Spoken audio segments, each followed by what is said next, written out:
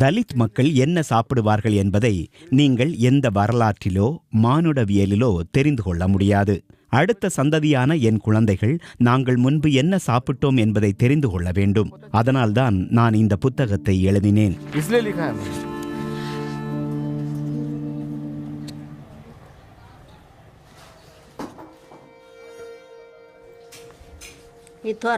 இவன் என்னுடைய மூத்த மகன், இது அவனுடைய சகோதரி. அவள்தான் ரொட்டி சமைக்கிறாள். இவன் மூத்தவன், அவள் இளையவள்.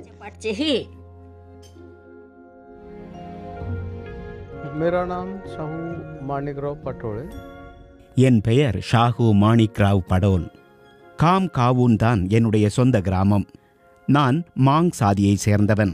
புத்தர் காலத்தில் இந்த சாதியை சேர்ந்தவர்கள் ஆட்சியாளர்களாக இருந்ததாக சிலர் சொல்லுவாங்க. நான் அதை ஏற்றுக்கொள்ளவில்லை. இந்த கிராமத்தில் எங்க நிலை என்ன? மிகவும் கீழ்நிலையில்தானே இருக்கிறோம். மாங் தாழ்த்தப்பட்ட சாதியாக பார்க்கப்படுகிறது. அவர்களுக்கு மேல் மற்றொரு தாழ்த்தப்பட்ட சாதியான மகர் இருக்கிறார்கள். மாங்கும் மகரும் மற்றொரு தாழ்த்தப்பட்ட சாதியான சமர்சால் தீண்டத்தகாதவர்களாக பார்க்கப்படுகிறார்கள். கிராமத்தில் உள்ள மற்றவர்கள் இந்த சமூகத்தினரை சீண்டுவதில்லை. உயர் சாதியாக பார்க்கப்படும் மாராத்தாக்களின் வீடுகள் இங்கு உள்ளன. அவர்களின் வீடுகளின் கதவுகள் எங்களின் வீடுகளை நோக்கி இருந்ததில்லை. அவர்கள் அந்த பக்கத்தில் வாழ்கின்றனர். இந்த பக்கம் கூட அவர்கள் வருவதில்லை. உயர் சாதியினரின் வீடுகளில் எப்போதும் அதிகமாகவே உணவுகள் சமைக்கப்படுகின்றன. மீதமாகும் உணவுகளை அவர்கள் எங்களுக்கு கொடுக்கின்றனர். அதனால் அவர்கள் என்ன சமைக்கிறார்கள், அதன் ருசி எப்படி இருக்கும் என்பது எங்களுக்கு தெரியும். ஆனா நாங்க என்ன சாப்பிடுவோம்னு இப்ப வரைக்கும் அவங்களுக்கு தெரியாது. இந்த காய்கறி பேரு தார்வாட். காட்டுல தான் வளரும். மழை காலத்திற்கு பின்னாடி 1 மாசத்துக்கு இதை சாப்பிடலாம். ஆடுகள் கூட இதை சாப்பிடாது. அதனால் கிடைத்தது போதும்னு கையில் கிடைத்ததையெல்லாம் நாங்க சாப்பிடுறோம். இது சதக்குப்பை.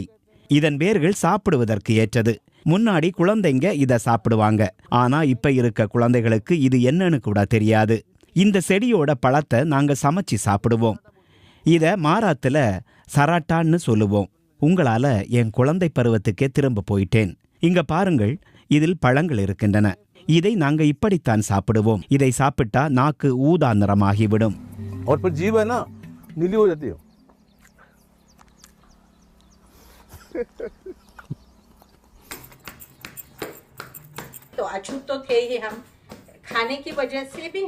எப்படியும் நாங்க தீண்டத்தகாதவங்களா தான் பார்க்கப்படுறோம்.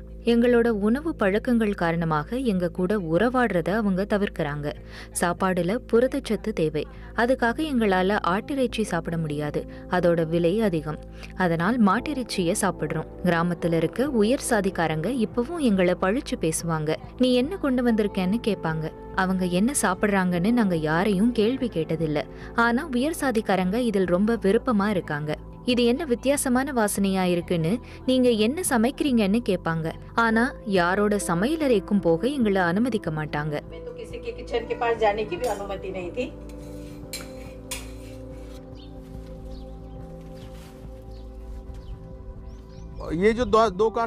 மகர் மற்றும் மாங் சாதியினர் இறந்து போன பசுக்கள் மற்றும் எருமைகளை தேர்வு செய்யும் நிலைக்கு தள்ளப்பட்டிருக்கிறார்கள்.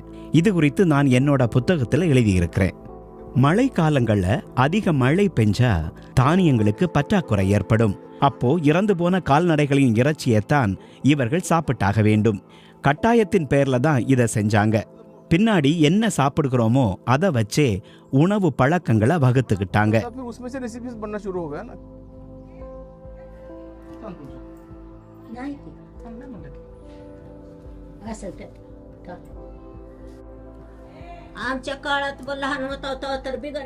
நாங்க சின்ன வயசா இருக்கும்போது சில நேரங்கள்ல உப்பு கூட இருக்காது.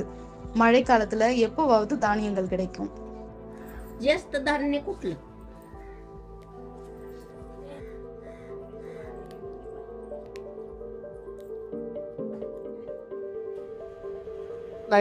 में 1990களில் மராத்தி நாளிதழ்கள் உணவு குறித்து எழுத தொடங்கின.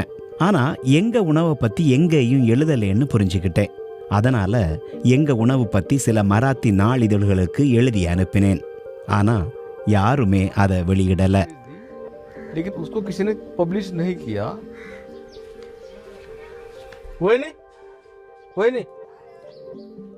இந்தாங்க, இதை நீங்க வழக்கமா எப்படி சமைப்பீர்களோ அப்படி சமையுங்கள். इसलिए मैंने யாருமே செய்யாததால நாம செய்யணும்னு முடிவு செஞ்சேன்.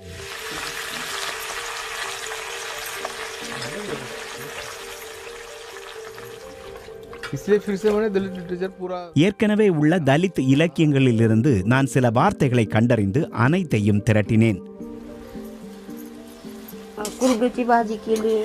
குர்டு இலைகளை சமைக்க பூண்டு, வேர்க்கடலை, கொஞ்சம் எண்ணெய் சேர்க்கணும். டண்டுல் சமைக்கவும் பூண்டு, உப்பு, உடைத்த வேர்க்கடலையை சேர்க்கணும்.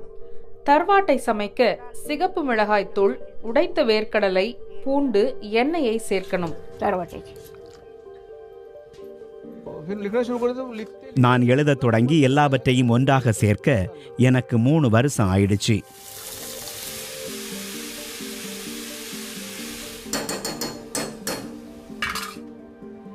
ये हमारी फूड हिस्ट्री है. நாங்க எப்படி வாழ்ந்தோம், என்ன சாப்பிட்டோன்னு சொல்ற வரலாறு, மானுடவியல் எல்லாமே இதுதான். நாங்க எதை சார்ந்திருக்கிறோம், இந்த சமூகம் அனுபவித்தது குறித்து யாராவது எழுத வேண்டும். யாருமே அதை செய்யல. அதனால்தான் நான் எழுதியிருக்கிறேன். इसे मुझे लिखना पड़ा.